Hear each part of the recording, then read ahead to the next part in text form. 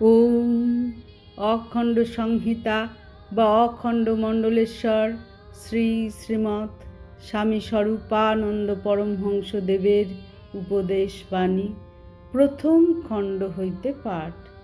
পৃষ্ঠা সংখ্যা 186। যৌগিক পরিভ্রমণের প্রয়োজন। জনৈক ভক্ত জিজ্ঞাসা করিলেন, শরীরটার মধ্যে মনটাকে ভ্রমণশীল রাখায় লাভ কি? শ্রী শ্রী বাবামণি উত্তর করিলেন, মনের স্বভাবই হচ্ছে চঞ্চলতা।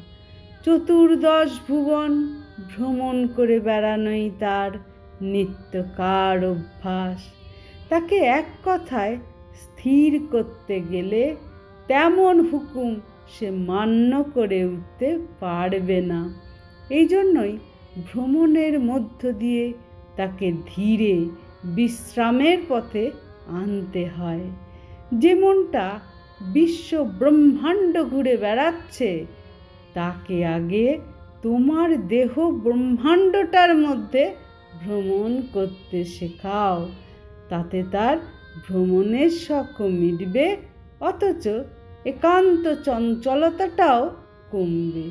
এইভাবে দেহের মধ্যে ভ্রমণ করতে করতে যখন তার কতকটা স্থির ভাব এসেছে দেখবে, অমনি লেগে যাও নাম জপে।